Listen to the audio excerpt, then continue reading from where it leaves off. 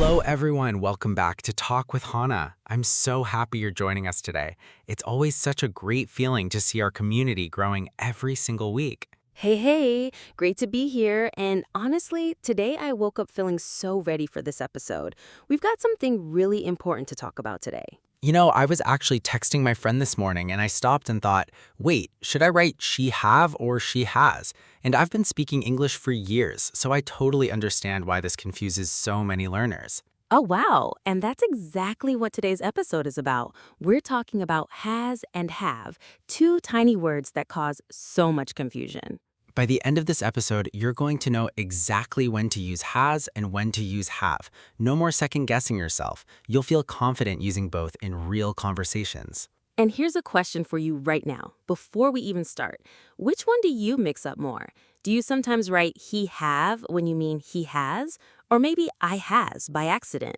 Go ahead and drop your answer in the comments. We love reading them. Yes, and while you're down there in the comments, make sure you hit that subscribe button on Talk with Hana so you never miss one of our episodes. We post new conversations every week just for you. All right, let's not wait any longer. Let's dive right in and start from the very beginning. What has and have actually mean and why we use them differently? Okay, so first things first, both has and have come from the same verb, to have. They mean the same thing, but we use them with different subjects. That's really the heart of it. Right. And the simple rule is this. We use have with I, you, we, and they. We use has with he, she, and it. That's it. That's the rule. Let me give you some examples so it really sticks.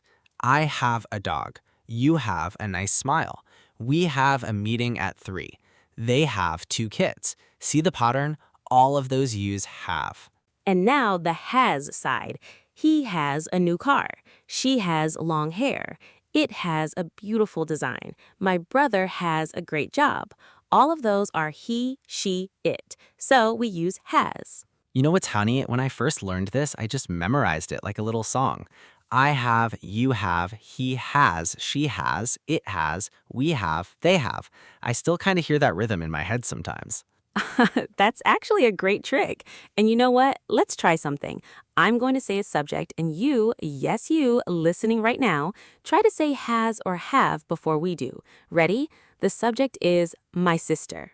My sister has, because my sister means she. She has. Easy, right? Let's try another one. The subject is my friends and I. My friends and I have, because my friends and I means we. We have. See, you're already getting it. Pause the video and try it yourself before moving on. Now let's talk about the negative forms too. For have, we say don't have. For has, we say doesn't have. For example, I don't have any cash right now. She doesn't have her phone with her. He doesn't have a clue what's happening. And here's a common mistake we'll talk more about later. People sometimes say she don't have instead of she doesn't have. That one is really common, so keep that in the back of your mind. Try writing your own example in the comments using doesn't have. We'd love to see what you come up with. Also, notice how in questions it changes a little. Do you have a pen? Does she have a minute? Do they have any plans tonight? Does it have a warranty? The same rule. Do for have subjects, does for has subjects. So to quickly review this first section, have goes with I, you, we, they. Has goes with he, she, it. And in negatives and questions, have becomes don't have or do, and has becomes doesn't have or does.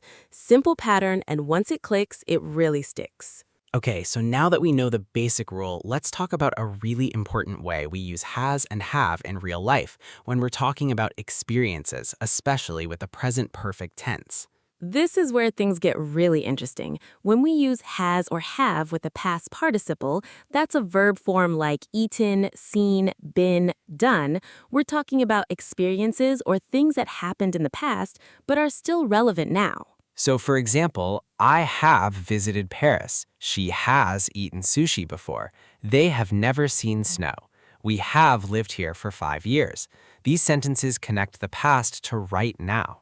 And this is where a lot of learners mix things up. They might say she have visited Paris, but remember, she is a has subject, so it has to be she has visited Paris. The subject controls everything. Let me give you a real-life situation. Imagine your friend is asking about travel. You could say, have you ever been to Japan? Has your sister tried Korean food? Have they booked their tickets yet? Has the flight landed? Formally, you'd hear this a lot in interviews or professional settings, too. For example, have you completed the report? Has the manager approved this? Have we received their feedback? It sounds polished and natural. Informally, people sometimes drop words, especially in spoken English. You might hear, you ever been to London? Instead of, have you ever been to London? But in writing, always use the full form. Here's a quick practice. I'll give you a sentence starter and you complete it. Ready? The sentence starter is, my best friend has never. What comes next? Maybe my best friend has never tried spicy food, or my best friend has never been on a plane. Go ahead and write yours in the comments right now. Second tip, when you're not sure if it's has or have, just replace the subject with he, she, it, or I, you, we, they. If it's he, she, it, use has. If it's the others, use have. That mental replacement trick works every single time. Third tip, pay attention to compound subjects. My mom and dad have been married for 30 years. Even though mom and dad are two people, together they mean they, so we use have. But my mom has been married for 30 years. Just mom, that's she, so it's has. Does that make sense? Let us know in the comments if you'd like more examples like this. Let's take a quick practice moment. Which is correct? He have finished his homework or he has finished his homework? Pause right here. Think about it.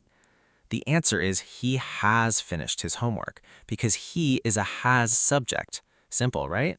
Great work, everyone. So in this section, we covered how has and have work with past experiences using the present perfect. Remember, the subject tells you everything. Know your subject, and you'll always pick the right one. Now let's look at another super common way we use has and have every single day when we're talking about possession, feelings, and physical conditions and describing people or things.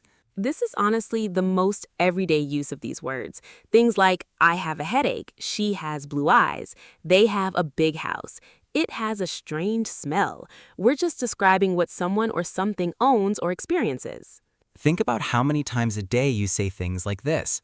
I have a question. He has a meeting. She has a cold. We have leftovers in the fridge. The cat has a loud meow. All of these are just normal, natural, everyday sentences. And here's what's beautiful. Once you know the has and have rule, all of these come naturally. He has, she has, it has, and everything else uses have. You don't even need to think about it for long. Let's talk about feelings and physical states too, because this is really common in conversation. I have a feeling something good is about to happen. She has anxiety about public speaking. He has so much energy today. They have high hopes for this project. For politeness, when you want to offer something or ask a question naturally, use have or has correctly, and it immediately sounds more natural and clean. For example, does she have a moment to talk? Sounds polished and clean right away. Okay, here's a fun little practice. I'm going to describe someone and you say a sentence about them using has or have. Ready? Here's the first one. Your teacher, big smile. What's the sentence? My teacher has a big smile. Perfect.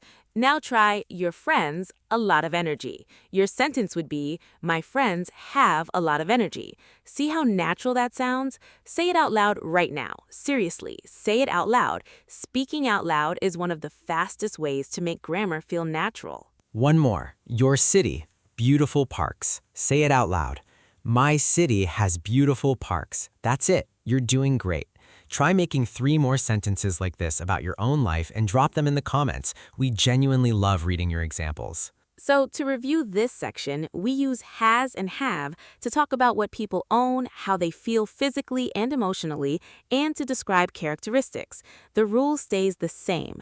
Has for he, she, it, have for everyone else. Once you've practiced it enough, it becomes completely automatic. Okay, this is my favorite part of every episode, common mistakes. And honestly, I'm not going to pretend I haven't made some of these myself. Even experienced speakers slip up sometimes. Same here. So let's look at 4 really common mistakes and fix them together. Mistake number 1, she don't have a car. This one comes up all the time. The correct sentence is, she doesn't have a car. Because she is a has subject, the negative is doesn't, not don't. Why do people make this mistake? It's because don't feels more natural and comfortable. We use it so often with I, you, we, they that it slips out with he and she too. The fix is just practicing doesn't until it feels equally natural. You know what's funny? I've heard people say I has when they're really tired, like the brain just gives up and grabs the wrong word. We've all been there, but now you know I have always. Mistake number 3. My family have decided. Now, this one is actually a little tricky because in British English, collective nouns like family, team, and government can sometimes take have. But in American English, we typically say my family has decided because we treat family as a single unit. So sticking with has for family, team, company is the safer and cleaner choice for most learners. That's such a good point. And mistake number 4, mixing up in questions. People sometimes say, do she have a pen, when it should be, does she have a pen? Again, she is a has subject, so in questions it becomes does, not do. Let's fix all four right now together out loud. Ready? Say after us. She doesn't have a car. I have a problem. My family has decided. Does she have a pen? Say them all out loud. Repetition is your best friend when it comes to grammar. And please remember, making mistakes is completely normal. Every single person learning English makes these mistakes. What matters is that you notice them, understand why they happen, and keep practicing. You're doing amazing just by listening to this episode right now. Absolutely. Mistakes aren't failures. They're just steps on the way to fluency. Be patient with yourself and know that every episode you listen to is making a real difference. You've got this.